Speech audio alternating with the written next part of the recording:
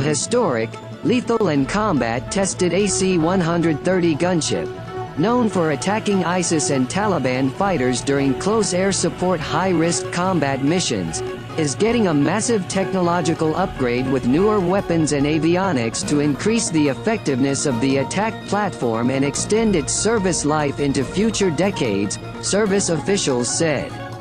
AC-130 gunship work involves upgrading the plane with weapons, targeting systems and sensor packages, Colonel Robert Toth, Chief of Tactical Aircraft, Special Operations and Combat Search and Rescue Division, told Scout Warrior in an interview. Early variants of the AC-1 in the late 1960s during the Vietnam War. Later variants served in the Gulf War, War on Terror and War in Afghanistan, among other missions. The gunships, operated by both the Air Force and Special Operations Command, are often used to support Special Operations fighters on the ground engaged in combat. The aircraft is known for its 105mm side-firing cannons which enable it fire from a side-axis position during close-in combat supporting ground troops.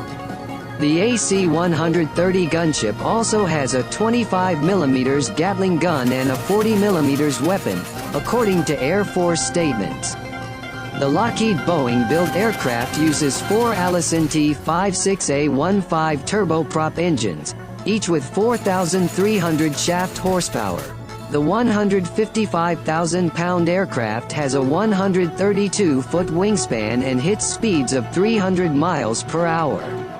Its crew consists of a pilot, co-pilot, navigator, fire control officer, electronic warfare officers, flight engineer, TV operator, infrared detection operator, loadmaster and 4 aerial gunners. The AC-130, Spooky 2, gunship is a standard C-130 transport aircraft engineered for close air support combat. Its 105mm gun, called a M102 howitzer, fires 33-pound high-explosive shells at a firing rate of 10 rounds a minute, according to a report in Popular Mechanics. The weapon has a range up to 7 miles and is the largest gun ever operated from a U.S. Air Force aircraft, the report said.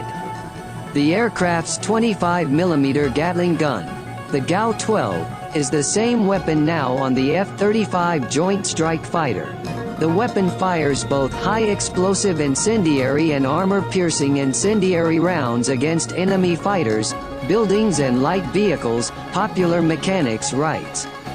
In a recent attack, AC-130 gunships and A-10 Warthog close air support aircraft together destroyed an ISIS fuel convoy of more than 100 vehicles.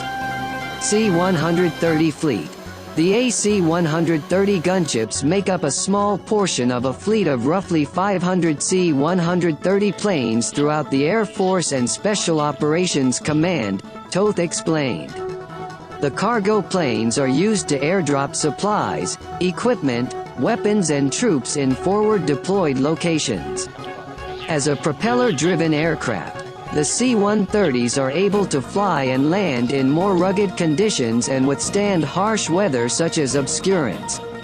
The propellers make the aircraft's engines less susceptible to debris flying in and causing operational problems for the engines. It really allows you to do that tactical movement of equipment and personnel to take the airplane to the last tactical mile. A lot of our transport strategic airlifters are meant to go to a hard runway somewhere and then they turn over the cargo to be moved to the forward areas to a C-130 or a vehicle. The C-130 allows you to take that cargo and land on a smaller runway or an unimproved airfield, Toth added. C-130s are used for domestic, international and warzone transport including homeland security, disaster relief and supply deliveries, among other things. There are probably missions that have yet to be dreamed up for the C-130, Toth said. The fleet consists of 135 more modern C-130J aircraft and 165 older C-130Hs which have been around since the 80s, Toth explained. Also, MC-130Js are specially modified airlifters engineered to transport Army Green Berets, Navy SEALs and Army Rangers. They are essentially a C-130J further modified with defensive systems with radar countermeasures and infrared radar and advanced sensors for specialized missions. They also can perform in-flight refueling, Toth explained. C-130 modernization. The Air Force remains vigilant about its C-130 fleet to ensure the airframes, wingboxes, avionics and communication systems remain safe and operational.